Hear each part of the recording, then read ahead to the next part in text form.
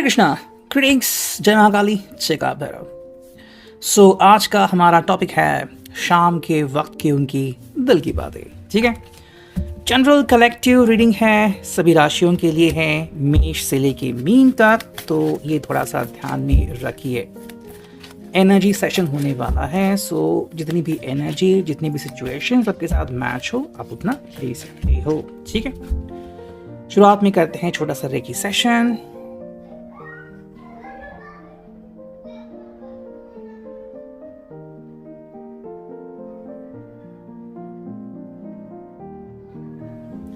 अब करते हैं रीडिंग की शुरुआत। ठीक है, इससे पहले लेते हैं टैरो को और देखते हैं कि हमें क्या रीडिंग मिलती है। सबसे पहला कार्ड 2 ऑफ पेंटिकल्स, वृषभ, कन्या, मकर राशि। ठीक है,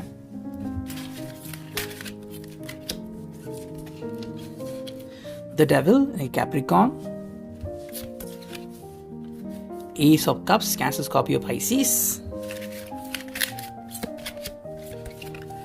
7 of wands, Aries, Leo, sage. एक और कार्ड लेते हैं हम, जो कि है 5 ऑफ वॉन्ड्स। ठीक है, तो शुरुआत में हमें 5 कार्ड मिले हैं। देखते हैं सबसे पहले हमें क्या रीडिंग मिलती है। पहला जो कार्ड है वो है 2 ऑफ पेंटिकल्स, वृषभ, कन्या, मकर राशि। भाई हम यहाँ पे क्लियरली देख सकते हैं कि ये व्यक्ति जो है, ये पर्सन एक्चुअली बैलेंस करने की कोशिश कर रहा है। फिर चाहे ये बैलेंस उनके वर्क लाइफ और पर्सनल लाइफ के बीच में हो, या फिर ये बैलेंस आपके और इनके फैमिली के बीच बनाने का हो। ठीक है, कई दफ़ा ये व्यक्ति जो सपना देखता है और जो रियलिटी जी रहा है, उसमें भी दो राहें दिखती है हमें। तो उसको भी मैनेज करना कई बार संभव होता है, कई बार बहुत मुश्किल होता है। तो ऐसे हालात इस पर्सन के सामने हो सकते हैं। अगर आप इनको जानते हो बहुत अच्छे तरीके से, तो आप समझ सकते हो कि अगर इस पर्सन को ये सब करना पड़ रहा है तो इनको डेफिनेटली मुश्किलों का सामना करना ही पड़ेगा। ठीक है, ऐसे में ये व्यक्ति खुद को कैसे संभालता है और कैसे आपको दिलासा देता है, ये समझना काफ़ी इंपॉर्टेंट है। लेकिन 2 ऑफ पेंटिकल्स में आपका रोल एग्जैक्टली है क्या? तो यहाँ पे बात आती है द डेविल की। डेविल, जिसे हम कैप्रिकॉर्न, मकर राशि कहते हैं, यहाँ पे जो भी हमें एनर्जीज दिखती हैं वो ऐसे कि यहाँ पे इस व्यक्ति की इच्छाएं बहुत मैटर करती है। मतलब ये पर्सन आपके बहुत क्लोज फील करता है, आपको बहुत क्लोज फील करता है, और आपसे इनकी जो घनिष्ठता है या फिर जो कम्युनिकेशन है वो बहुत ही बेहतरीन हो सकता है। ठीक है, तो अब सवाल आता है कि मान लो अगर ये आपके साथ है फिलहाल, तो आपके साथ इनका जो कनेक्शन है, जो नाता है, वो और ज़्यादा प्रभावी वो करना चाहते हैं। अगर वो आपसे दूर है किसी भी कारण से, में भी आप उनके ऊपर खफा है या फिर परिस्थिति ऐसी आ गई कि आप दोनों जुदा हो गए, तब भी ये पर्सन आपकी चाह में है। ठीक है, अब इसे डेविल कहते हैं, तो इसमें हमें 2 राहें दिखती हैं। पहली बात कि इच्छाएं करना बुरी बात नहीं है, लेकिन कई दफ़ा जो इच्छाएं हैं वो किसी को चोट भी पहुंचा सकती है। इसलिए हमने देखा कि कुछ जो एक्स होते हैं, अगर वो कम बैक करते हैं तो कुछ लोगों को अच्छा नहीं लगता, या फिर कोई पर्सन अपनी इच्छा के कारण अगर थर्ड पार्टी के साथ चला जाता है तो वो भी बहुत मुश्किलें होती हैं। तो यहाँ पे द डेविल आ गया है, तो ये चीज़ें जो भी आपके साथ रेजोनेट हो आप उतना ले सकते हो। हालांकि थर्ड जो कार्ड मिला है वो है S of cups, Cancer, Scorpio, Pisces. ठीक है, देखो हम इस कार्ड से कह सकते हैं कि हाँ, कोई व्यक्ति है जो शायद एक नई शुरुआत कर रहा है। मतलब हो सकता है कि कोई तीसरे व्यक्ति के साथ शायद बातें कर रहा है या फिर उनसे जुड़ने की कोशिश कर सकता है। साथ में ये भी संभव है कि ये पर्सन जो है, मतलब मे बी आपके साथ एक नई शुरुआत करने जा रहे हैं। अब ऐसा कौन व्यक्ति हो सकता है? मे बी ऐसा व्यक्ति जो मे बी आपका एक्स था, या फिर आपके और उनकी बस मुलाकात थी और इस मुलाकात को अब वो और ज़्यादा बढ़ाना चाहता है। इसलिए ये सब कब से आ गया कि भाई आप इनको समझो। कर्क, वृश्चिक, मीन राशि है तो इमोशंस तो है ही, तो आप इनको समझो, इनकी जो भी इमोशंस है उनको फील करो। अगर मान लो जो आपकी परिस्थिति में भी आप भी बहुत ज़्यादा चीटेड फील कर रहा है, मे बी ये पर्सन भी शायद अगर ऐसा ही कुछ फील कर रहा है, तो ये शायद सोच सकता है कि आप दोनों की जोड़ी बन सकती है। अब साथ में जो नेक्स्ट कार्ड मिला है हमें वो है 7 ऑफ वॉन्ड्स। ठीक है, एंड यहाँ क्या है 5 ऑफ वॉन्ड्स। दोनों ही कार्ड एक दूसरे से कनेक्टेड हैं।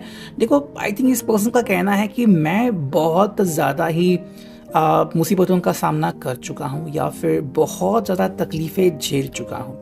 ठीक है, यानी मुझे हर रोज़ करना पड़ता है। तो शायद ऐसा है कि इसकी फैमिली हो या फिर इसके कलीग्स हो, ये शायद इस पर्सन को बार बार परेशान करते हैं या फिर इसके मन के मुताबिक चीज़ें नहीं होती।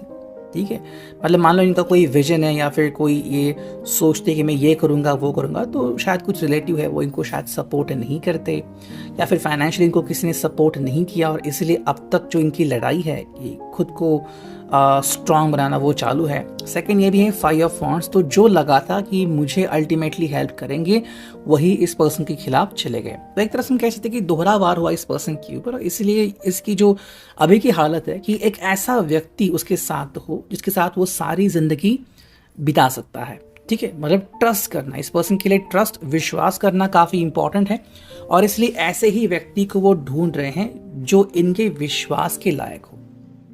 आपको देख के शायद इनको लग रहा है कि आप ही वो पर्सन हो जिनके ऊपर ये भरोसा कर सकते हैं, बिकॉज अब तक जिनके भी ऊपर उन्होंने भरोसा किया है उन्होंने वो भरोसा तोड़ दिया है। ठीक है, साथ में अगर हम देखते हैं इस ओरेकल को, तो जो पहला कार्ड मिला वो है नार्सिसिस्टिक बिहेवियर। तो कुछ लोग ऐसे हैं जो सिर्फ अपने आप में ही बिजी है।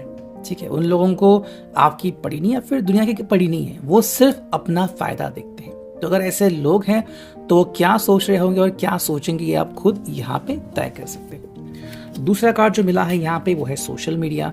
तो कुछ लोग जो है वो आपको सोशल मीडिया पे टैग करना चाहते हैं, पर सोशल मीडिया पे आप क्या कर रहे हैं, आपकी ज़िंदगी में क्या हो रहा है, आप अभी सिंगल हो या फिर कहीं पे घूम रहे हो, ज़िंदगी में क्या अपडेट्स, ये सारी चीज़ें वो आपके सोशल मीडिया के थ्रू ढूंढना चाहते हैं ताकि आपके अपडेट्स मिले और फिर उसके अनुसार ये अपना प्लान बना सके या फिर खुद सोच सके कि भाई क्या सच में इनके लिए कोई उम्मीद की किरण बनती है कि आपसे दोबारा इनकी मुलाकात हो भी सकती है या फिर नहीं भी।